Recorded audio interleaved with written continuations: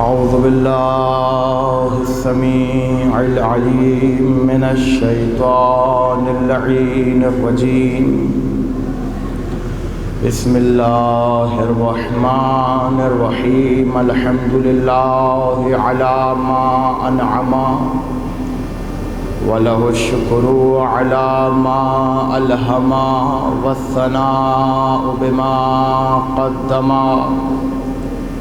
من عموم نعم ابتدأها وسبوغ آلاء أسداها وتمام منن والاها جمع عن الإحصاء عددها وناء عن الجزاء يمدها وتفاوت عن الإدراك أبدها وندبهم لاستزادتها بالشكر لاتصالها واستحمد إلى الخلائق بإجزالها والثناء بالندب إلى أمثالها. ثم الصلاة والسلام والتحية والإكرام على صاحب السكينة والمدفون بالمدينة والمنصور المؤيد الذي اسمه في السماوات أحمد وفي الأرضين أبو القاسم محمد.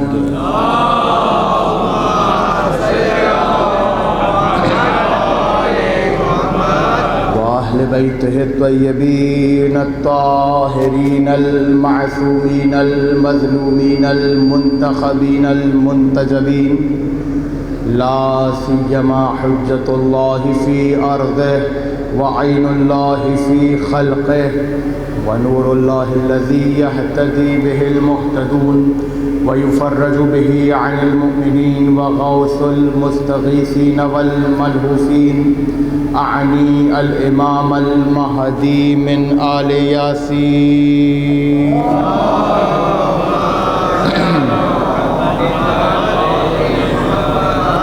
واللعنة الدائمة المستمرة على أعدائهم ومنكري فضائلهم وغاصبي حقوقهم أجمعين من الآن إلى قيام يوم الدين. أما بعد فقد قال الله في محكم كتابه المبين. بسم الله الرحمن الرحيم. أحسب الناس أن يتركوا أن يقولوا آمنا وهم لا يفتنون. صلوات پر محمد.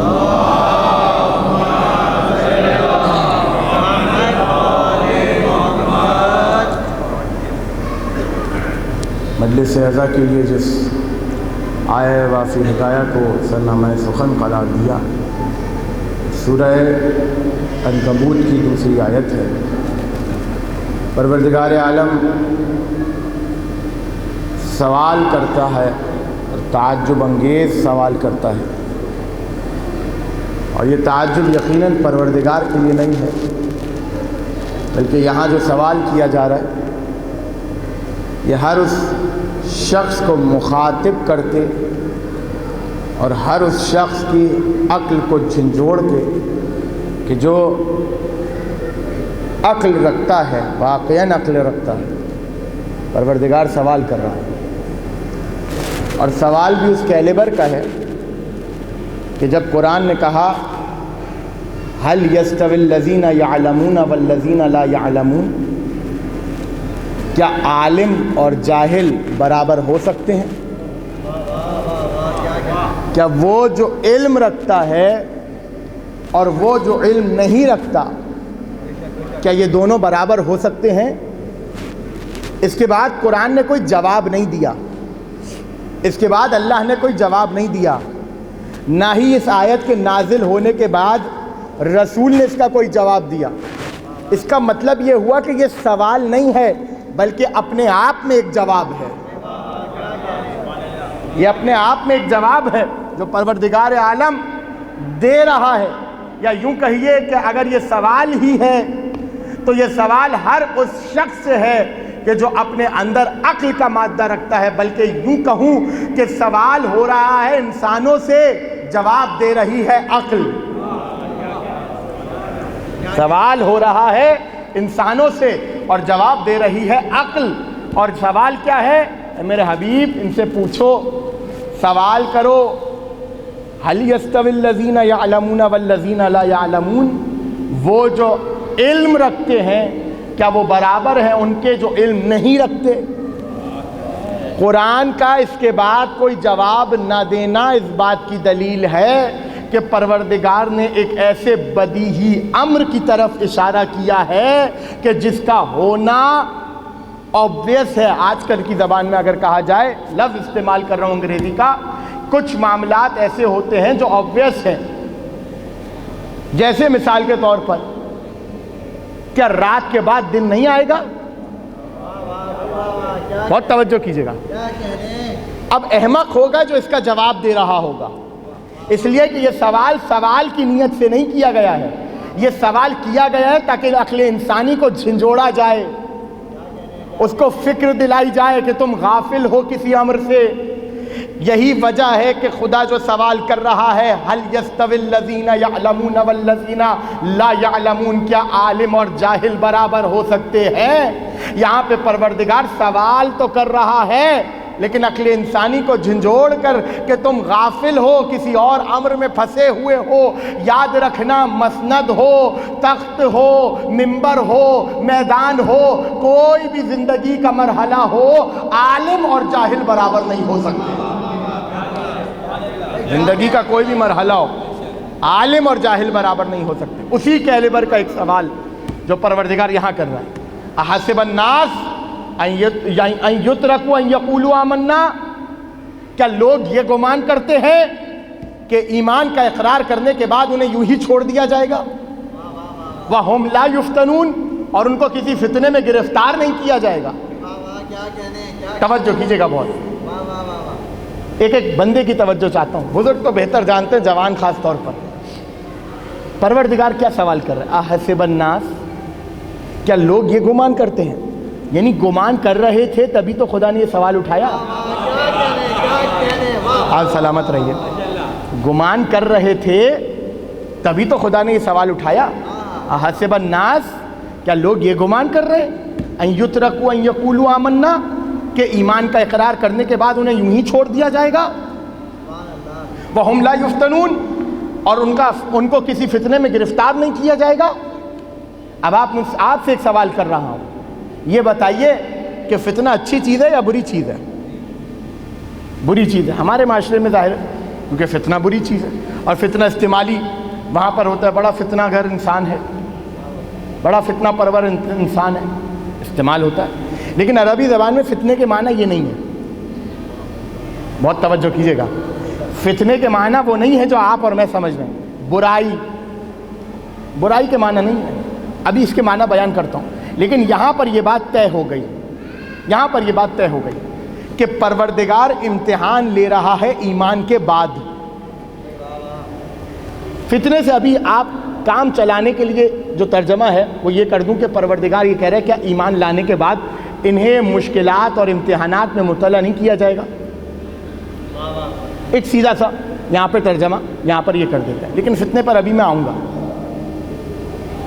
تو یہ بات تو طے ہے، آپ ترجمہ کچھ بھی کریں، ایمان کے بعد ہو رہا ہے امتحان، ایمان کے بعد ہو رہی ہے پکڑ. کیوں یہ ہو رہا ہے؟ تو ایک جملہ یاد رکھیے گا اور ضائع نہ ہونے دیجیے گا اس جملے کو. دیکھیں، یاد رکھیں، جتنا بڑا امتحان اتنا بڑا عہدہ، یا جتنا بڑا عہدہ اتنا بڑا امتحان. دونوں چیزیں برابر ہیں. جتنا بڑا عہدہ ہوگا اتنا بڑا امتحان ہوگا، اور جتنا بڑا امتحان ہوگا اتنا بڑا عہدہ ہوگا. لہٰذا انسان یہ بات یاد رکھے کہ پہلی منزل ہے اسلام کی، اگلی منزل ہے ایمان کی. اور ایمان کے بعد خدا یہ کہہ رہا ہے کہ کیا یہ سمجھتے ہیں کہ ایمان کے بعد انہیں چھوڑ دیا جائے گا اور ان کی پکڑ نہیں ہوگی، یا انہیں فتنے میں گرفتار نہیں کیا جائے گا؟ یعنی اس کا مطلب یہ ہوا کہ اگر پروردگار ایمان کے بعد امتحان لے رہا ہے تو ایمان ایک ایسا عہدہ ہے جو امتحان کا محتاج ہے. ایمان کو یہ ایک ایسا عہدہ ہے جہاں پر امتحان درکار ہے. اور جائیے جا کے قرآن اٹھا کے دیکھیے، پھر کہا پروردگار نے من یکفر بالایمان فقد حبط عمله وهو فی الآخرۃ من الخاسرین، سورہ مائدہ کی آیت۔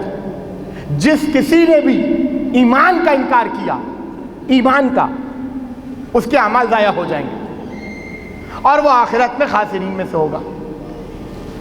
اب میں آپ کی ایک امر کی طرف توجہ دلانا چاہتا ہوں، اجازت ہے؟ جس نے ایمان کا انکار کیا اس کے اعمال ضائع ہو جائیں گے۔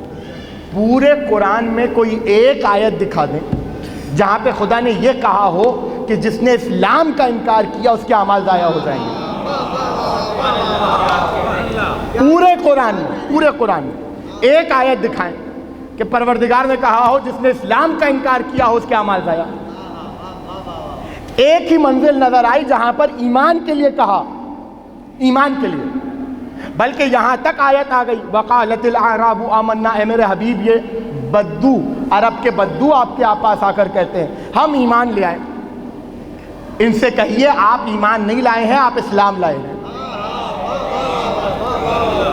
آپ ایمان نہیں لائے ہیں، آپ اسلام لائے ہیں۔ تو پورے قرآن میں کہیں پر یہ آیت نہیں نظر آئی کہ پروردگار نے کہا ہو جس نے اسلام کا انکار کیا اس کے اعمال ضائع ہو جائیں گے۔ یہ ایمان ہی کی بات کیوں کی؟ اجازت ہے اس منزل کو طے کرتے ہوئے آگے بڑھیں گے۔ کیوں کہا پروردگار نے من یکفر بالایمان، جس نے ایمان کا انکار کیا اس کے اعمال ضائع ہو جائیں گے؟ یہ کیوں نہیں کہا کہ جس نے اسلام کا انکار کیا اس کے اعمال ضائع ہو جائیں گے؟ دیکھیں اس بات کو سمجھانے کے لیے میں نے کہا نا ایمان کا درجہ بعد میں ہے، اسلام کا درجہ پہلے ہے۔ پہلے انسان، اور آسان کروں بات کو، ہر مومن مسلمان ہے لیکن ہر مسلمان مومن نہیں ہے۔ ہر مومن مسلمان ہے، اس لیے کہ جب تک اسلام پر آئے گا نہیں ایمان میں داخل نہیں ہو سکتا۔ لہذا ضروری ہے ہر مومن کے لیے کہ وہ اسلام پر ہو، لیکن ہر وہ شخص جو اسلام پر ہے ضروری نہیں کہ ایمان پر بھی ہو۔ بات واضح ہو گئی؟ تو اب آگے بڑھ رہا ہوں۔ کیوں کہا پروردگار نے کہ جس نے ایمان کا انکار کیا اس کے اعمال ضائع ہو جائیں؟ یہ کیوں نہیں کہا کہ جس نے اسلام کا انکار کیا اس کے اعمال ضائع ہو جائیں؟ امیر المومنین علی ابن ابی طالب علیہ السلام، امیر کی حدیث آپ کے حوالے کر رہا ہوں، ایک جملے میں علی نے اسلام کی وہ تفسیر بیان کر دی، رہتی دنیا تک اگر کچھ نہ ہو اسلام کی تعریف بیان کرنے کے لیے۔ اسلام کی تعریف علی کر رہے ہیں، اور علی سے بہتر اسلام بتا بھی کوئی سکتا نہیں ہے۔ تو علی بتائیں گے نا اسلام کیا؟ یا ایھا الناس دینکم دینکم۔ توجہ کیجئے گا اس جملے پر، اے لوگو تمہارا دین۔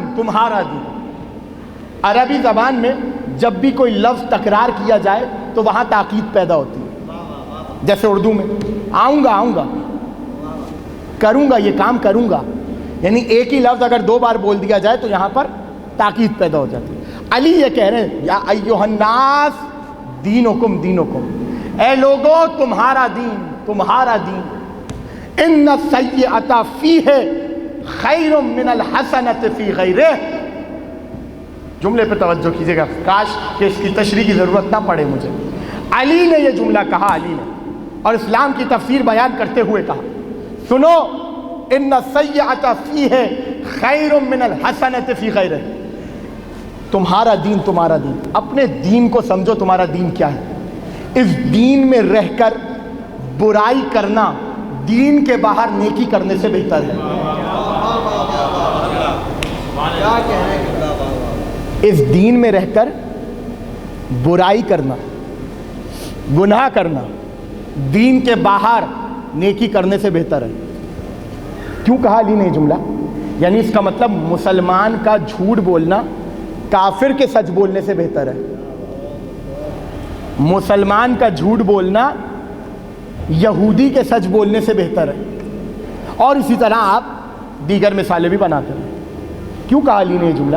یا علی مشکل ہو رہی ہے، توجہ کیجیے گا، یا علی مشکل ہو رہی ہے، آپ کا جملہ ان السیئۃ فیہ خیر من الحسنۃ فی غیرہ، اس دین میں رہ کر اس دین میں رہ کر برائی کرنا دین کے باہر نیکی کرنے سے بہتر ہے۔ مشکل ہو رہی ہے، یہ جملہ سمجھ نہیں آ رہا، لوگوں کو جواز مل رہا ہے کہ وہ برائی کریں، توجہ کیجیے گا، جواز مل رہا ہے لوگوں کو کہ وہ گناہ کریں، تو وہ علی ہی کیا جو مشکل کشائی نہ کرے؟ وہ امام ہی کیا جو مشکل کشائی نہ کرے۔ تو ایک مرتبہ فرمایا اسی کے بعد کا جملہ، ان السیئۃ فیہ تغفر والحسنۃ فی غیرہ لا تقبل۔ کیوں علی نے کہا کہ اس دین میں رہ کر برائی کرنا دین کے باہر نیکی کرنے سے بہتر ہے؟ اس لیے کہ اس دین میں رہ کر جو تم برائی کرو گے وہ قابل مغفرت ہے، لیکن دین کے باہر جو نیکی کرو گے وہ قابل قبول نہیں ہے۔ یعنی غور کیا آپ نے، دین میں رہ کر جو گناہ کرو گے وہ معاف ہو سکتا ہے، لیکن دین سے باہر کوئی نیکی کرو گے وہ قابل قبول نہیں ہے۔ یعنی اس کا مطلب یہ ہوا، توجہ کیجئے گا، اس کا مطلب یہ ہوا کہ اگر دین کے باہر رہ کر کوئی غریبوں کی مدد کرے، کوئی فلاحی کام کرے، کوئی شفقت سے بات کرے بچوں سے، بڑوں کا احترام کرے، دنیا جہاں کی نیکیاں کرتا رہے، اسلام سے باہر ہو کر، اسلام سے باہر رہ کر، اول تو اس کا عمل قابل قبول ہی نہیں ہے، اس لیے کہ پروردگار عمل کو وہی عمل قبول کرتا ہے کہ جو اسلام کے دائرے میں کیا جائے۔ جو عمل اسلام کے دائرے سے باہر ہے وہ قابل قبول نہیں ہے۔ اب توجہ کیجئے گا، کہاں روکا تھا میں نے آپ کو؟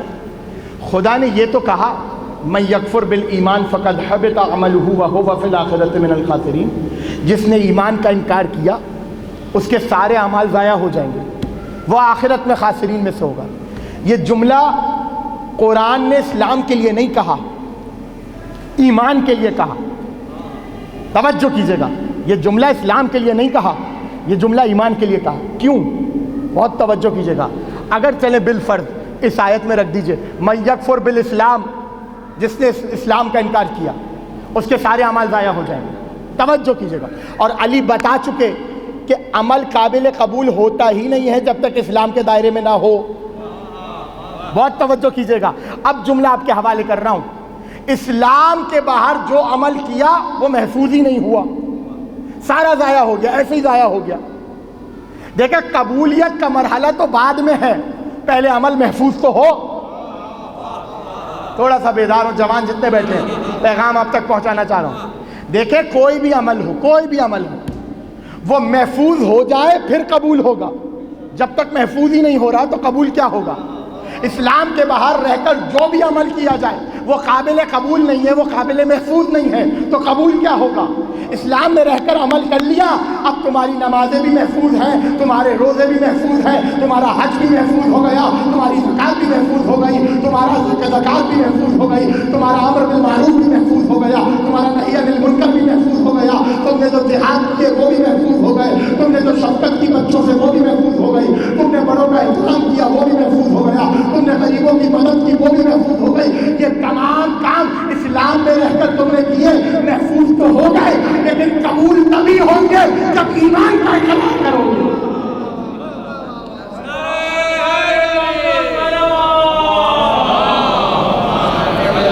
اللہم صلی علی محمد وعلی محمد۔ یہ تمام کے تمام اعمال محفوظ ہو گئے، لیکن قبول کب ہوں گے؟ جب ایمان کا اقرار کرو گے۔ اب سمجھ میں آیا قرآن نے کیوں نہیں کہا کہ جس نے اسلام کا انکار کیا اس کے اعمال ضائع۔ اسلام میں جب تک آ نہیں رہا تب تک تو عمل محفوظ ہی نہیں ہو رہا، اور ضائع وہ چیز ہوتی ہے جو پہلے محفوظ کی جائے۔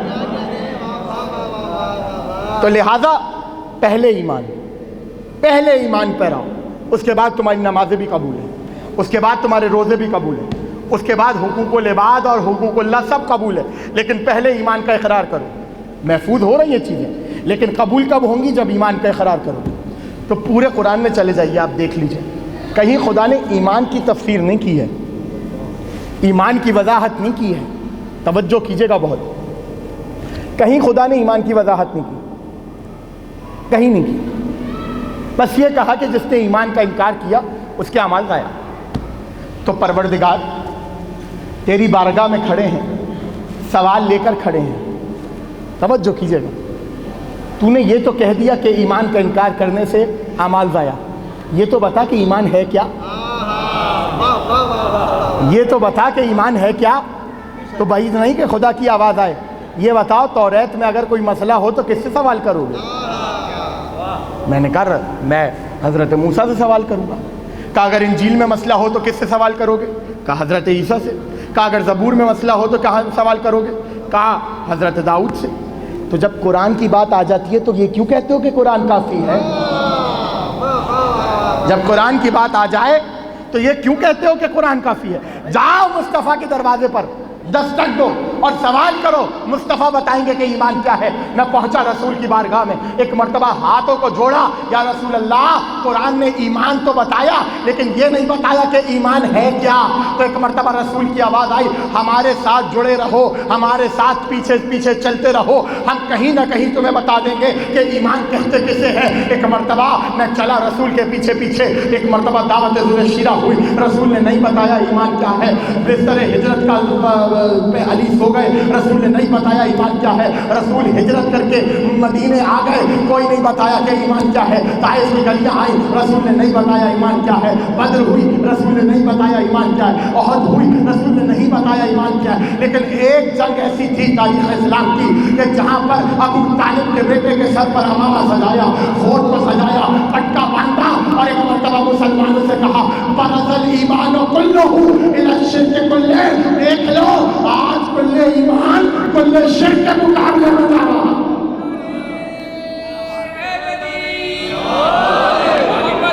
محمد بلندر صلوات اللہم صلی علی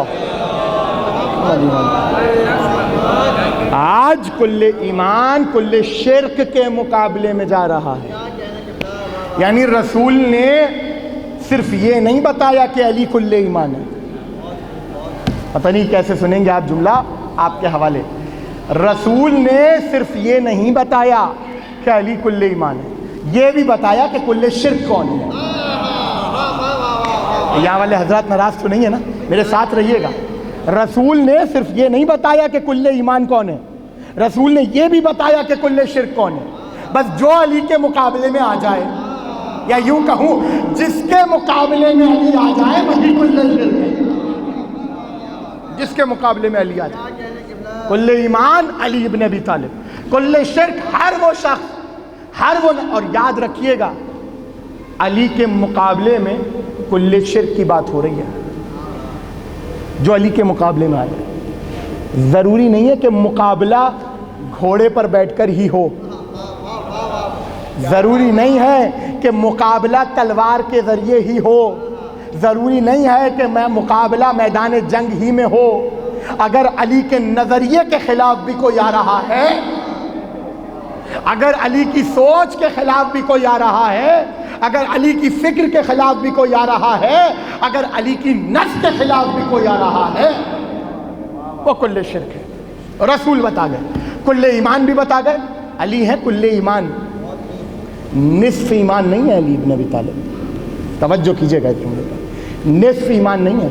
ایسی کئی حدیثیں آپ کو ملیں گی جہاں پر یہ جملہ آپ پڑھتے بھی رہے ہوں گے، سنتے بھی رہے ہوں گے، یہ کام کرنے سے نصف ایمان محفوظ ہو جاتا ہے۔ شادی کر لے انسان، نکاح کر لے، آدھا ایمان محفوظ ہو گیا۔ آدھا ایمان ہوا ہے، پورا نہیں ہوا۔ پورا تبھی ہوگا جب علی کی ولایت کا اقرار کرو گے۔ اب پتہ نہیں ایک جملہ آپ کیسے سنیں گے، آپ کی توجہات کو حاصل کرنے کے لیے جملہ آپ کے حوالے کر رہا ہوں۔ نکاح انہی کے ٹوٹتے ہیں جو آلے آلے ہوئے ہو۔ علی کو مانو، ایمان مکمل کرو، اس کے بعد نکاح پختہ ہوگا۔ یہی تو وجہ ہے کہ علم دیکھ کر کیا، علم اٹھا کر بھی علی والوں کے نکاح نہیں ٹوٹتے، اس لیے کہ علی کی ولایت کا دل میں رکھ کر اقرار کر کے علی کی ولایت کا نکاح کیا ہے۔ نکاح ان کے ٹوٹتے ہیں جن کے دل میں علی کے علاوہ کوئی اور ہوا کرتا ہے۔ صلوات پڑھیں ایک بابا سے بلند، اللہم صلی علی محمد وعلی۔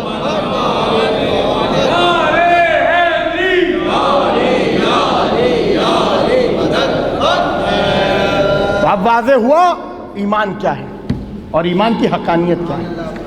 اب آئیے اس آیت کی طرف، اور آیت عجیب و غریب آیت، حسب الناس ان یترکوا ان یقولوا آمنا، کیا لوگ یہ گمان کرتے ہیں کہ ایمان لانے کے بعد چھوڑ دیا جائے گا ان کو، ان کی پکڑ نہیں ہوگی اور انہیں کسی امتحان میں مبتلا نہیں کیا جائے گا؟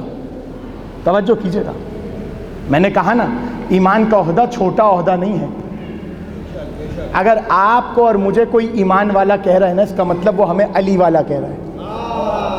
ہماری ذمہ داری یوں ہی بڑھ جاتی ہے کہ ہمارا نام جڑ گیا ہے علی ابن ابی طالب سے۔ توجہ، ہمارا نام جڑ گیا علی ابن ابی طالب سے۔ وَهُمْ لَا يُفْتَنُونَ، اور تمہیں لگتا ہے کہ تم فتنے سے گزارے نہیں جاؤ گے؟ علی کی ولایت کا اقرار کر لیا، علی کی محبت تمہارے دل میں آ گئی، تمہیں لگتا ہے تم فتنے سے گزارے نہیں جاؤ گے؟ توجہ کیجئے گا بہت، تمہیں لگتا ہے تم فتنے سے گزارے نہیں جاؤ گے؟ اور یہ فتنہ ڈال کون رہا ہے؟ یہ فتنہ برپا کون کر رہا ہے؟ یہ فتنے میں انسان کو مبتلا کون کر رہا ہے؟ اللہ۔ تو اگر فتنہ بری چیز ہوتی تو ہمارے یہاں تو ویسے ہی برے کی نسبت اللہ کی طرف نہیں دی جاتی۔ توجہ کیجئے، توجہ، برے کی نسبت اللہ کی طرف تو نہیں دی جاتی۔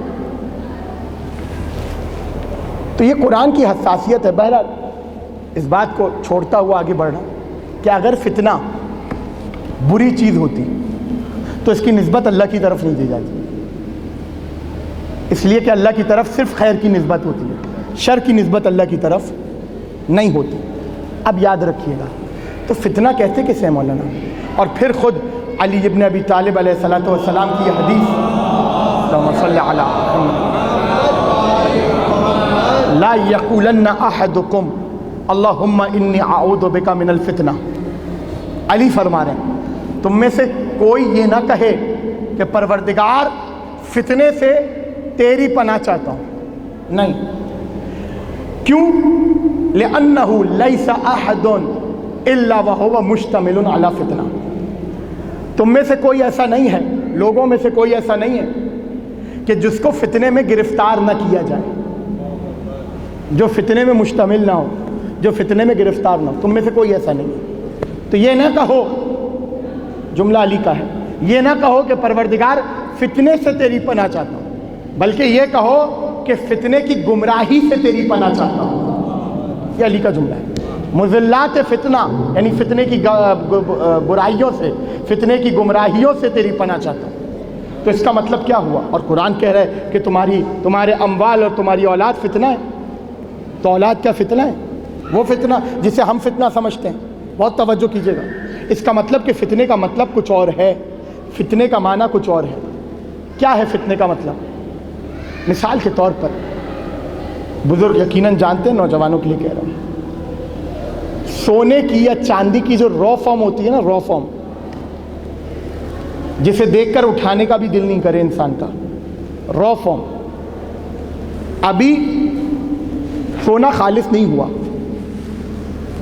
ابھی سونے کی را فارم ہے یا چاندی کی را فارم ہے۔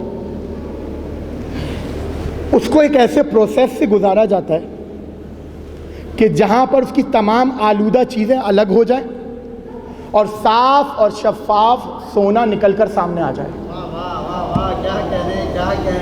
ایسے پروسیس کو، جس پروسیس سے سونا خالص ہوتا ہے، اس پروسیس کو عربی زبان میں کہتے ہیں فتنہ۔ توجہ کی آپ نے؟ وہ پروسیس کہ جس پروسیس کے بعد آلودہ چیزیں الگ ہو جائیں اور صاف اور شفاف ایک شے نکل کر سامنے آ جائے، اس پروسیس کو کہتے ہیں فتنہ۔ اب سنیے آیت کیا کہہ رہی ہے، احسب الناس ان یترکوا ان یقولوا آمنا وہم لا یفتنون، کہ کیا یہ لوگ یہ گمان کرتے ہیں، لوگ کیا یہ گمان کرتے ہیں کہ ایمان کا اقرار یعنی علی کی ولایت کا اقرار کرنے کے بعد انہیں چھوڑ دیا جائے گا اور انہیں ایک ایسے پروسیس سے گزارا نہیں جائے گا جس کے بعد ان کے دل میں جو ولایت ہے وہ نکھر کے سامنے آ جائے؟ یہ ہے قرآن، یہ ہے قرآن کی لطافت، یہ ہے قرآن کی بلاغت۔ یعنی قرآن نے بتایا، قرآن نے اور حدیث نے، کہ علی کی محبت دل میں آنے کے بعد معاملہ ختم نہیں ہو جاتا۔ اس دنیا میں تمہیں رکھا تاکہ امتحان ہو، یہ دنیا ہے ہی امتحان کا گھر، اس میں تمہیں رکھا ہی اس لیے ہے کہ تمہارا امتحان ہو۔ اب ظاہر سی بات ہے، سنیے گا، ظاہر سی بات ہے کہ ہمارے اس معاشرے میں بچپن ہی سے امتحانات سے بچوں کو اتنا ڈرا دیا گیا کہ وہ سمجھتے ہیں کہ علی کی ولایت کے بعد جو امتحان ہوتا ہے سخت ہے، بعضوں کے قدم بھی لڑکھڑا جاتے ہیں اس امتحان میں، کیونکہ بچپن سے امتحان۔ لیکن یاد رکھیے گا، امتحان ہوتا ہی اس لیے ہے تاکہ خالص چیز نکل کر سامنے آ جائے۔ یا اور آسان کر کے کہوں، جو اردو محاورہ جانتے ہیں ان کے لیے جملہ کہہ رہا ہوں، امتحان ہوتا ہی اس لیے ہے تاکہ پتہ چل جائے کون کتنے پانی میں ہے، پتہ چل جائے کون کتنے پانی میں۔ تو علی کی ولایت کا اقرار کرنے کے بعد معاملہ ختم نہیں ہو جاتا، یہاں سے تو امتحان شروع ہو رہا ہے، یہاں سے تو بلا شروع ہو رہی ہے جو پروردگار جس میں مبتلا کر رہی ہے، عربی والی بلا۔ اور حدیث میں ہے کہ پروردگار جس شخص سے محبت کرتا ہے اسے مبتلا کر دیتا ہے کسی بلا میں یا کسی فتنے میں، تاکہ اس کا ایمان خالص ہو جائے، وہ پروردگار کی بارگاہ میں سرخرو ہو جائے۔ علی کی محبت آنے کے بعد ایک مومن پوری دنیا میں، پوری زندگی میں امتحانات سے گزرتا ہے، اور جب آخر میں مرتا ہے تو اسی کے لیے یہ حدیث کہی، من مات علی حب آل محمد مات شہیدا، جو آل محمد کی محبت میں مرا وہ مردہ نہیں ہے، شہید ہے، اس کے تمام گناہ مغفور اللہ، اس کے تمام گناہ معاف کر دیے گئے۔ کیوں؟ اسے ایسے امتحان سے گزارا گیا کہ علی کی محبت اور پختہ ہو گئی۔ اب وہ میدان محشر میں سرخرو ہوگا پروردگار کی بارگاہ میں۔ بات واضح ہوئی؟ یہ ہے علی کی ولایت۔ اور یاد رکھیے گا یہ جملہ، یہ جو آیت ہے اور دیگر جتنی بھی روایت ہیں، یہ کسی ایک زمانے سے خاص نہیں ہے، کسی ایک زمانے سے خاص نہیں ہے۔ ایسا نہیں ہے کہ جب تک علی زندہ تھے تب تک علی والوں کا امتحان تھا، اور اب جب علی نہیں ہے تو علی والوں کا امتحان بھی نہیں ہے۔ ہر وہ دور کہ جس دور میں علی کی ولایت کا کلمہ پڑھا جا رہا ہے، دنیا میں ایک علی والا ہو تب بھی امتحان ہوگا، اور پوری دنیا علی والی ہو تب بھی امتحان ہوگا۔ توجہ توجہ۔ اور امتحان ہو کیوں رہا ہے؟ تاکہ آپ کے اور میرے دل میں جو علی کی ولایت ہے، جو علی کی محبت ہے، وہ اور پختہ ہو جائے، وہ اور مضبوط ہو جائے، وہ اور ثابت ہو جائے۔ اس لیے آپ کو اور میرا امتحان ہے۔ اور اب توجہ کیجیے گا، سب سے کٹھن اور سب سے مشکل امتحان کب ہے؟ سب سے مشکل امتحان تب ہے جب آپ اور میں ایک ایسے دور میں کھڑے ہوں جہاں ہمارے سامنے ہمارا نبی بھی نہ ہو۔ توجہ کیجیے گا، ہمارے سامنے ہمارا نبی بھی نہ ہو اور وقت کی حجت بھی غیب میں ہو۔ سب سے بڑا امتحان یہاں پر ہے۔ رسول کی حدیث ہے نا، یا علی ان اعظم الناس قوم یکونون فی آخر الزمان، اے علی انسانوں میں افضل ترین قوم وہ ہے جو آخری زمانے میں آئے گی۔ کیوں یا علی؟ اس لیے رسول فرما رہے ہیں کہ انہوں نے اپنے نبی کو نہیں دیکھا ہوگا اور ان کی حجت بھی ان سے پردہ غیب میں ہوگی، لیکن اس کے باوجود ہمارے اوپر ایمان لائیں گے۔ بیدار ہوں تھوڑا۔ میں مانتا ہوں یہ مطالب مشکل ہیں اور یہ مطالب سننا، آج مولانا بڑی خوش گفتگو کر دی، لیکن میں کیا کروں، میں پابند ہوں حدیث معصوم سنانے کا، اپنی طرف سے کوئی بات نہیں کر رہا۔ کیا کہا رسول نے؟ انہوں نے ان کا نبی، وہ اپنے نبی سے نہیں ملے ہوں گے اور ان کی حجت پردہ غیب میں ہوگی، اس کے باوجود ہمارے اوپر، بولے میرے ساتھ، ایمان رکھیں گے۔ یعنی اس کا مطلب یہ ہے کہ نبی سامنے ہو تو ایمان لانا آسان ہے۔ توجہ کیجئے، حجت سامنے ہو تو ایمان لانا آسان ہے۔ امتحان ہے ہی وہاں جہاں تمہارا امام پردہ غیب میں ہو اور تمہیں ایمان پہ ثابت قدم رہنا ہو۔ امتحان ہے ہی یہاں پر۔ اصل ایمان ہی یہ ہے کہ آپ امام کے دیدار کے محتاج نہ ہوں ایمان کے لیے۔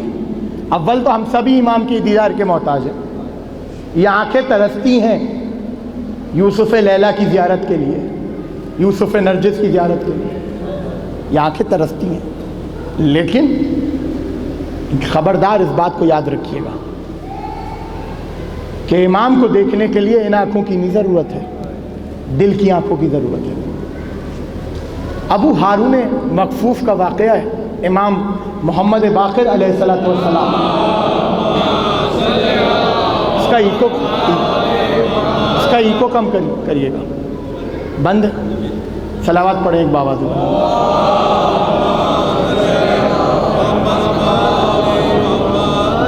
جیسے آپ ابھی بیٹھے ہیں نا، امام محمد باقر علیہ السلام کے سامنے نمازی ایسے بیٹھے ہوئے نماز پڑھ رہے تھے، مستحب نماز ہوگی، کوئی تسبیح میں مشغول ہے، کوئی نماز میں مشغول ہے، امام سامنے کھڑے ہیں۔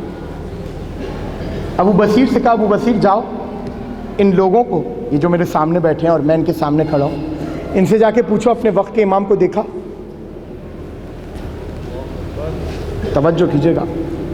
ابو بصیر آئے، کہا یہ بتاؤ اپنے وقت کے امام کو دیکھا؟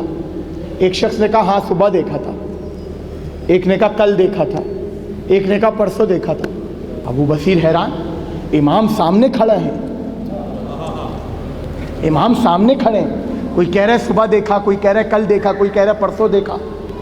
آ گئے ابو بصیر امام کے پاس اور ابھی سوال کریں اس سے پہلے امام نے جواب دیا۔ امام نے کہا ابو بصیر ہم جانتے ہیں تم کیا پوچھنا چاہتے ہو، سوال کچھ نہ کرو، ہمارا صحابی ابو ہارون مکفوف آ رہا ہے۔ کون ہے ابو ہارون مکفوف؟ ایک اندھا تو وہ ہوتا ہے جس کی آنکھیں کھلی ہوں دکھائی کچھ نہ دے، ایک اندھا وہ ہوتا ہے جس کی آنکھیں بھی بند ہو جائیں۔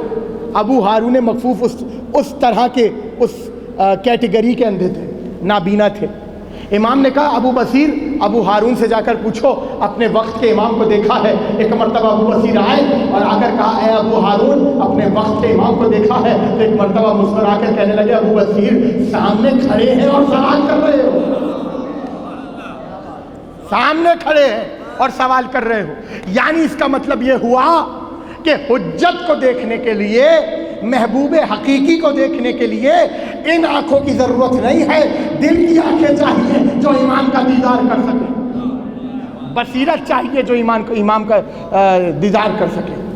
لہٰذا ہم امام کے دید کے محتاج ہیں، امام کو دل کی آنکھوں سے بھی دیکھنا چاہتے ہیں اور جسمانی آنکھوں سے بھی دیکھنا چاہتے ہیں، لیکن ہم حجت پر ایمان دیکھ کر نہیں لائے ہیں، ہم بغیر دیکھے ایمان لائے ہیں اس غیب پر جو غیب یقینی ہے۔ توجہ کیجیے گا، وہ اس غیب پر جو غیب یقینی ہے۔ سب سے بڑا امتحان آپ کو اور میرا اس دور میں ہے، اس لیے کہ امام نے یہ جملہ فرمایا، امام نے اِنَّ لِصَاحِبِ هَذَا الْأَمْرِ غَیْبَةً الْمُتَمَسِّكُ فِيهَا بِدِينِهِ كَالْخَارِقِ لِلْخَطَاج۔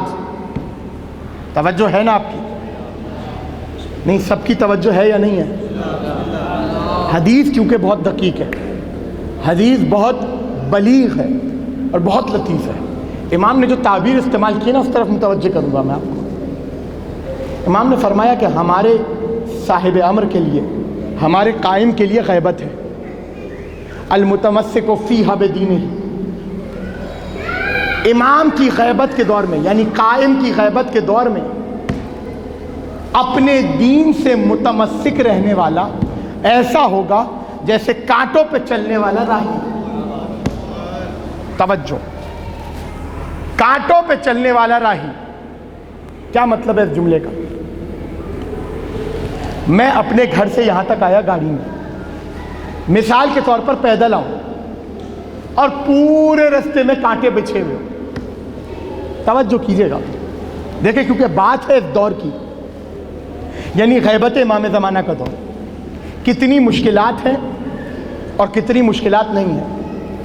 اس بات کو اگر سمجھنا ہے نا امام کی یہ ایک تعبیر ہے، اس سے اس بات کو سمجھیے کہ کس قدر امام زمانہ کے دور میں شیعوں کا امتحان ہوگا۔ امام نے کیا فرمایا؟ کانٹوں پہ چلنے والا راہی، میں اپنے گھر سے مثال کے طور پر پیدل آؤں یہاں تک اور راہ میں کانٹے ہی کانٹے ہوں، اگر درمیان میں یہ سوچوں بھی نا کہ اپنے پاؤں کے کانٹے نکال لوں تو فائدہ کچھ نہیں ہے، کیونکہ اگلے قدم پر پھر کانٹے ہیں، اگلے قدم پر پھر کانٹے ہیں، تو راحت مجھے کہاں ملے گی بتائیے؟ منزل پر پہنچوں گا تو راحت ملے گی نا. یاد رکھیے گا یہ جملہ, دشواری راستے میں ہے, منزل میں نہیں ہے. دشواری راستے میں ہے, دشواری منزل میں نہیں ہے. منزل پر پہنچو گے تو راحت ہے, لیکن شرط کیا ہے؟ المتمسک بدینہ. شرط یہ ہے کہ اپنے دین سے متمسک رہو, شرط یہ ہے کہ اپنے دین سے جڑے رہو, چپکے رہو اپنے دین کے ساتھ. اس غیبت کے زمانے میں تمہارا اور ہمارا ہم و غم کچھ نہ ہو سوائے دین کے. بہت توجہ کیجیے گا. امام نے, اور پھر اس کے بعد مختلف روایات, ایک نہیں کئی روایات کہ کسی نے آ کر پوچھا مولا کیا کریں گے غیبت کے زمانے میں؟ امام نے کہا اپنے دین سے جڑے رہو. فلیتمسک بدینہ, انسان کو چاہیے اپنے دین سے جڑا رہے. جو آ کر امام سے سوال کر رہے ہیں, امام کہہ رہے ہیں دین سے جڑے رہو, دین سے جڑے رہو, دین سے جڑے رہو. ایک امام کے پاس ایک راوی آیا, امام نے کہا دین سے جڑے رہو. دوسرے امام کے پاس دوسرا راوی آیا, اس سے کہا, امام نے کہا دین سے جڑے رہو. تیسرے امام کے پاس تیسرا راوی آیا, امام نے کہا دین سے جڑے رہو. یعنی امام زمانہ علیہ السلام کی غیبت میں کیا کرنا ہے؟ دین سے جڑے رہنا. اور عجیب تعبیر امام نے استعمال کی. امام نے فرمایا فلیتمسک بدینہ, مومن کو چاہیے اپنے دین سے متمسک رہے, اپنے دین سے. تو کیا مطلب میرا دین الگ ہے, آپ کا دین الگ ہے؟ بات واضح ہو رہی ہے؟ میرا دین اور ہے, آپ کا دین اور ہے؟ نہیں نا.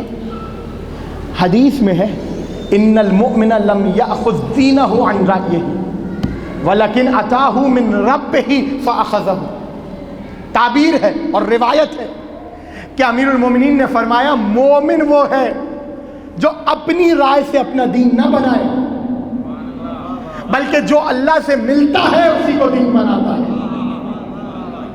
اپنی رائے سے نہیں, اپنی رائے سے نہیں. اب اگر اجازت دے تو ایک منزل ہے, اس کو طے کرنا چاہتا ہوں. پڑھا لکھا مجمع میرے سامنے بیٹھا ہے, یقین ہے مجھے محنت کی زیادہ ضرورت نہیں پڑے گی. اجازت دیتے ہیں آپ مجھے بزرگوں سے اجازت چاہ کر؟ دیکھیں دو قسم کے وجود ہیں, دو قسم کے وجود.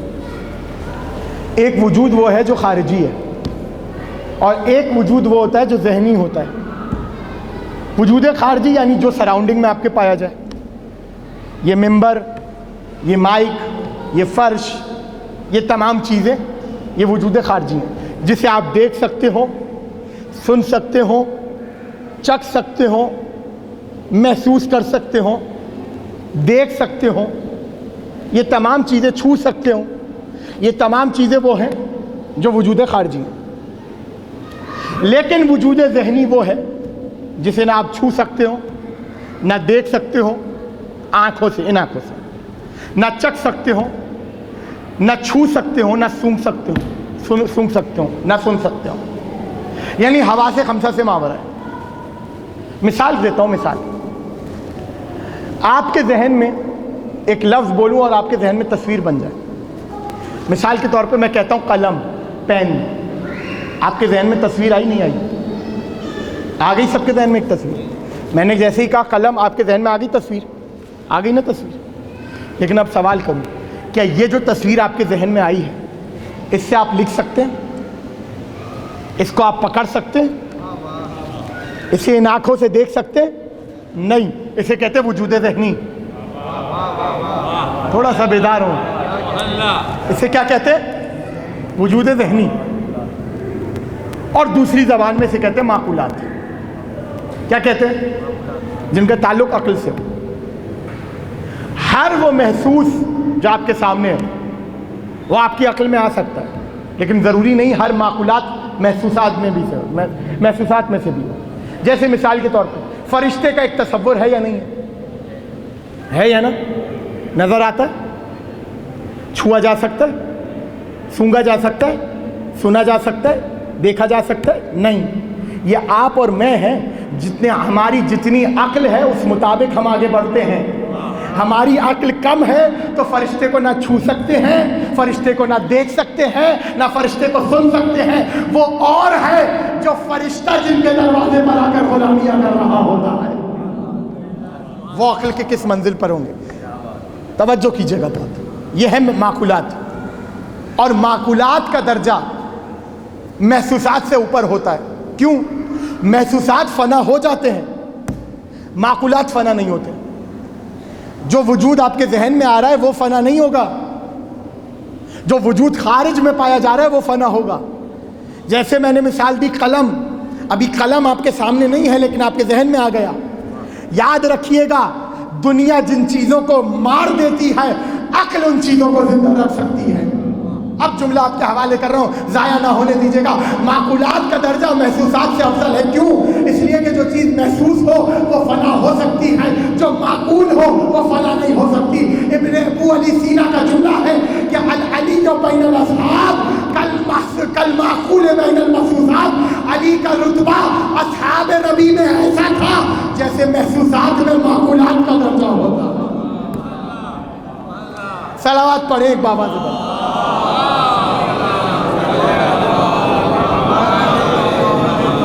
روکا ہے میں نے آپ کو جس منزل پر کہ دین کیا ہے اور دین کہاں سے لینا ہے. بہت توجہ کیجیے گا. دو قسم کے وجود ہو گئے، وجود خارجی اور وجود ذہنی. اب امام کی حدیث سنیے. مثال کے طور پہ آپ کے ذہن میں کوئی خیال بھی آ جائے نا، یہ آپ کا وجود ذہنی ہے. کوئی فکر آپ کے ذہن میں آ جائے، یہ وجود ذہنی ہے. کوئی نظریہ، کوئی عقیدہ آپ کے ذہن میں آئے، وجود ذہنی ہے. دین آپ کے ذہن میں ہے، آپ کا وجود ذہنی ہے. توجہ کیجیے گا. امام فرما رہے ہیں، امام محمد باقر علیہ الصلوۃ والسلام کی حدیث ہے. اللہم صلی علی محمد کل ما لم یخرج من ھذا الباب فہو باطل. اشارہ کیا رسول کے گھر کی طرف، اشارہ کیا علی کے گھر کی طرف، اشارہ کیا بطول کے گھر کی طرف، اشارہ کیا یعنی اپنے گھر کی طرف. اور یہ جملہ کہا اشارہ کر کے، ہر وہ چیز جو اس گھر سے نہ نکلی ہو وہ باطل ہے. اب چاہے وجود ذہنی ہو یا وجود خارجی ہو. امام نے بتایا اگر ہمارے دروازے سے نہیں نکل رہا تو بھلے جتنا بھی اچھا ہو، یاد رکھنا ہماری نظر میں وہ باطل ہے. ہماری نظر میں وہ باطل ہے جب تک ہمارے گھر سے نہ نکلے. خیال ہو اگر ہمارے گھر سے نہ نکلے باطل، علم ہو ہمارے گھر سے نہ نکلے باطل، نظریہ ہو ہمارے گھر سے نہ نکلے باطل. یہ ہے دین. دین کو سمجھنا ہے نا، امام کے ایک جملے سے سمجھیں. کل ما لم یخرج من ھذا الباب یا من ھذا البیت فہو باطل. ہر وہ چیز جو اس دروازے سے نہ نکلی ہو وہ باطل ہے. تو یاد رکھیے گا جب امام ایک نظریے کی اجازت نہیں دے رہے کہ اگر اس دروازے سے نہیں نکلا، اس گھر سے نہیں نکلا تو باطل ہے، تو پورا کا پورا دین جو اہل بیت کے مخالف بنایا جائے وہ حق کیسے ہو سکتا ہے؟ پورا دین جو اہل بیت کے خلاف تعمیر کیا جائے وہ حق نہیں ہو سکتا. معیار دیا رسول نے اور آل رسول نے، جو اس گھر سے نکلے بس وہی دین ہے. اور تمہیں فتنے کے زمانے میں، ابتلا کے زمانے میں، امتحان کے زمانے میں اس دین سے متمسک رہنا ہے جو ہمارے دروازے سے نکل رہا ہے، جو ہمارے گھر سے باہر آ رہا ہے. اور یاد رکھیے گا وہ بچے، وہ جوان، وہ بڑے جو علی کی ولایت جن کے دل میں دھڑکتی ہے نا، خدا کی قسم دنیا ادھر کی ادھر ہو جائے، جو علی کی ولایت پر ثابت ہے وہی دین پر ثابت ہے. اور جو علی کی ولایت پر ثابت قدم نہ ہو وہ دین پر بھی ثابت قدم نہیں. سب سے بڑا امتحان آپ کا اور میرا جو اس دور میں ہے، سب سے بڑا امتحان وہ ہے تفریق، ڈفرینشیٹ کرنا. یعنی جس کی جو جگہ ہے اسے وہ جگہ دینا. امت کا جو مقام ہے امت کو وہ مقام دو، اور اہل بیت کا جو مقام ہے اہل بیت کو وہ مقام دو. خبردار امت کو آل محمد سے قیاس نہیں کیا جا سکتا. اس دور میں سب سے بڑا امتحان آپ کا اور میرا ایک ہی ہے. یاد رکھیے گا کوئی کتنا بھی بڑا ہو جائے رسول کے بعد علی سے بڑا نہیں ہو سکتا. کوئی کتنا بھی بڑا ہو جائے حسن و حسین سے بڑا نہیں ہو سکتا.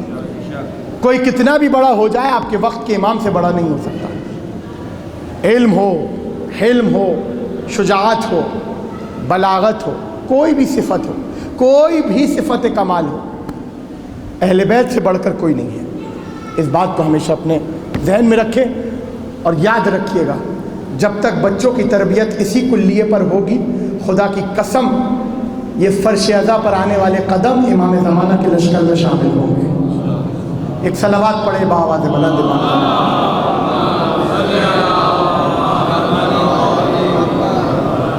تو اس دین سے متمسک رہنا ہے، وہ دین جو اہل بیت کے گھر سے نکل رہا ہے، تبھی فتنے سے بچا جا سکتا ہے، ورنہ کوئی اور رستہ ہو آپ کے اور میرے پاس تو وہ بھی بتا دیجیے۔ یاد رکھیے گا، ہمیں ان کا رستہ تھامنا ہے، ان کے رستے پہ چلنا ہے، ان کے دامن سے جڑے رہنا ہے کہ جن کی بات عند اللہ کی نظر میں قابل قبول ہو،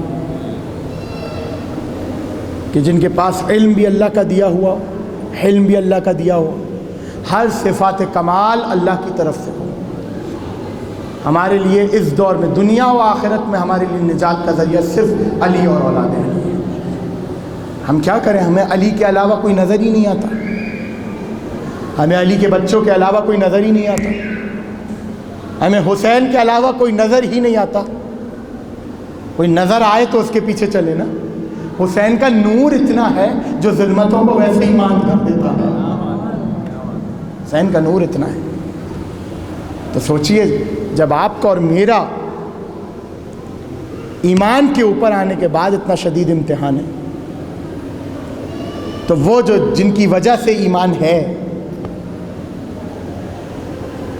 وہ کہ جن کی وجہ سے ایمان کی بقا ہے، وہ جن کی وجہ سے اسلام کی بقا ہے، سوچئے اہل بیت کا امتحان کیا ہوگا۔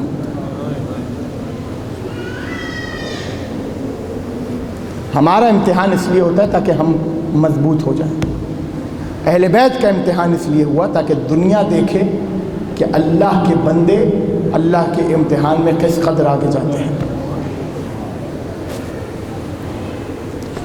یاد رکھیے گا، میں نے شروع تقریر میں جو ایک جملہ کہا تھا، جتنا بڑا امتحان اتنا بڑا عہدہ، اور جتنا بڑا عہدہ اتنا بڑا امتحان، اتنا بڑا امتحان۔ اللہ اکبر۔ یہی وجہ ہے کہ ابراہیم بھی جب اسماعیل کے گلے پر خنجر پھیر رہے تھے تو آنکھوں پر پٹی باندھ لی تھی۔ یہ حسین ہے کہ جوان بیٹے کے سینے سے برچھی کا پھل نکال رہے ہیں۔ زبان پہ شکوہ نہیں ہے، بلکہ ایک جملہ کہے جا رہے ہیں، رضن بقضائہ و تسلیما لامرہ، رضن بقضائہ و تسلیما لامرہ۔ یہ ہیں حسین ابن علی۔ عزیزوں، اگر سمجھنا چاہتے ہو نا کہ حسین کتنا بڑا مظلوم ہے، ایک جملہ ہے جو حسین نے مقتل میں کھڑے ہو کر کہا ہے، وہ ایک جملہ حسین کی مظلومیت کو بتاتا ہے، ایک جملہ۔ لیکن اس جملے کو سننے سے پہلے دو تین جملے ہیں وہ سن لیجئے تاکہ وہ جملہ سمجھ میں آئے۔ مدینے میں ہیں، چھوٹے سے ہیں حسین، مسجد میں داخل ہوئے تو دیکھا کہ بھائی حسن ہرن کے بچے سے کھیل رہے تھے۔ نانا کے پاس آئے، نانا مجھے بھی ہرن کا بچہ چاہیے، مجھے بھی ہرن کا بچہ چاہیے۔ ابھی حسین کا اصرار چل ہی رہا تھا کہ مسجد کے دروازے پر ازدحام ہوا، شور و غل ہوا۔ رسول گئے مسجد کے دروازے پر، جیسی بھیڑ ہٹی تو کیا دیکھا، ایک ہرن ہے، اپنے بچے کو لے کر آئی ہے، اپنے بچے کو لے کر آئی ہے۔ رسول کو سلام کیا فصیح عربی میں، رسول نے سلام کا جواب دیا۔ کہنے لگی، یا رسول اللہ میں اپنے بچے کو دودھ پلا رہی تھی، ہاتف غیبی کی صدا آئی، اے ہرن جلدی اپنے بچے کو لے کر حسین کے پاس چلی جا، قریب ہے کہ حسین کی آنکھوں سے آنسو حسین کے گالوں تک آ جائے۔ خدا کو گوارا نہیں کہ حسین روئے۔ آپ کی آنکھوں میں آنسو آ گئے نا عزیزوں، خدا کی قسم یہی حق ہے حسین پہ رونے کا۔ میں نے ابھی کچھ پڑھا نہیں ہے اور آپ رو رہے ہیں، انتظار کیجئے جملے کا عزیزوں۔ اللہ کو حسین کا رونا پسند نہیں ہے۔ چند دن گزرے، رسول اسی مدینے میں سیدہ کے گھر کے دروازے سے گزر رہے ہیں کہ گھر کے اندر سے حسین کے رونے کی آواز آئی، تو رسول نے رو کر کہا یا فاطمہ ان بکا ھذا الولد یؤذینی، اے فاطمہ اس رونے، اس بچے کا رونا مجھے اذیت دیتا ہے، مجھ محمد سے حسین کا رونا گوارا نہیں ہے۔ کچھ دن اور گزرے عزیزو، یہی مدینہ شہر تھا کہ ایک حجرے میں حسین کی ماں کا لاشا رکھا ہوا تھا۔ حسین روتے ہوئے ماں کے لاشے پر آئے، اور روایت کا جملہ ہے کہ اپنے گالوں کو ماں کے تلووں سے مل مل کے کہتے ہیں اماں حسین کو آواز تو دو، اماں اماں حسین رو جائے گا۔ ایک مرتبہ علی کہتے ہیں لقد انت وحنت ومدت یدیہا ووضعتہما علی صدرہا ملیا۔ روایت کا جملہ ہے، علی کہتے ہیں کہ ایک مرتبہ جنازے سے سسکیوں کی آواز آنا شروع ہوئی، سیدہ نے بندے کفن توڑے، حسین کو اپنے سینے سے لگایا۔ فاطمہ کو حسین کا رونا گوارا نہیں ہے،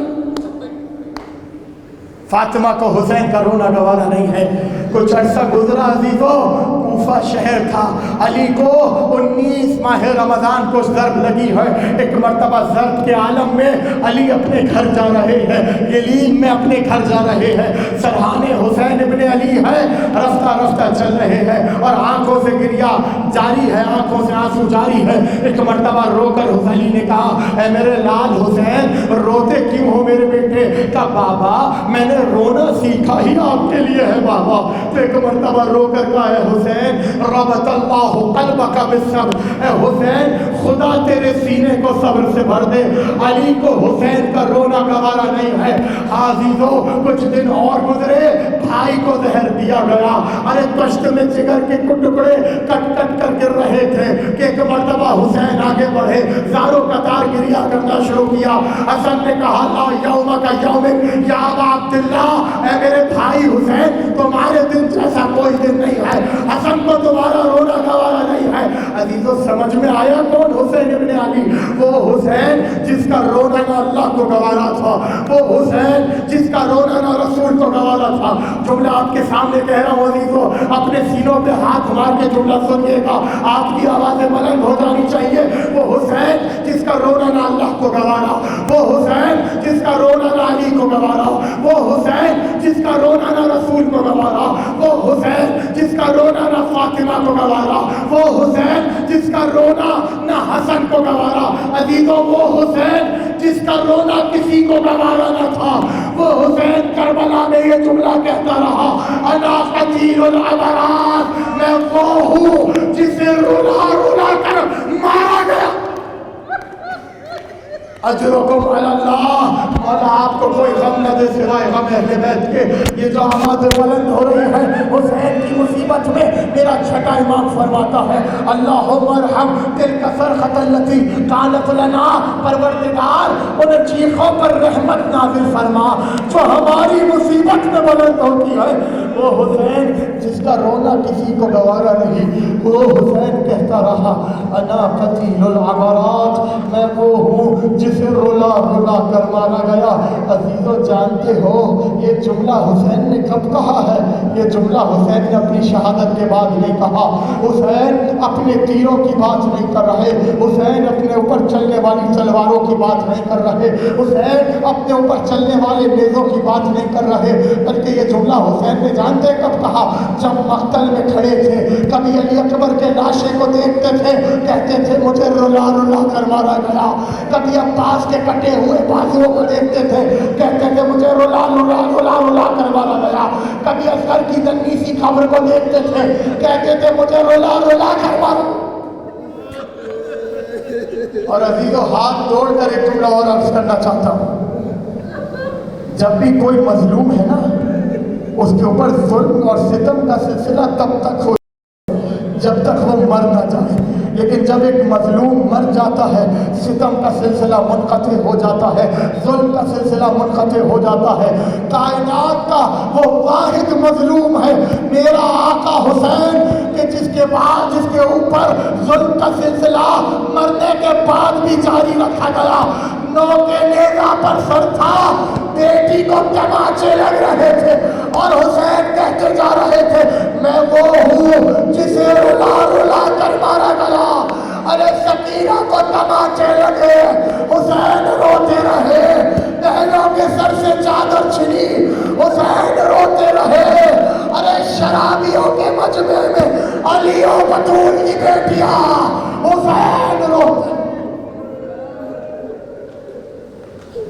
ماتم